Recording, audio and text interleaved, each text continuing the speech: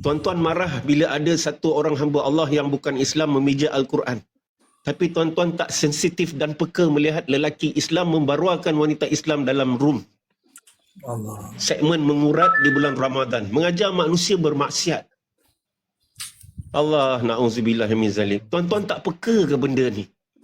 Adakah TikTok mewajibkan perkara-perkara macam ni?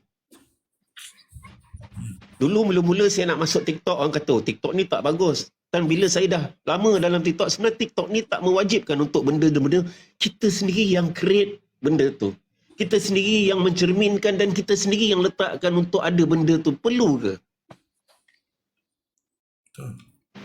Tuan-tuan, Allahu Akbar. Biar bulan Ramadan perut kosong, jangan otak kita kosong. Betul. Sebab itu dalam umat Nabi Muhammad ni, Allah jadikan ada bulan Ramadan ni tuan. Bulan yang boleh kita berfikir takwa kepada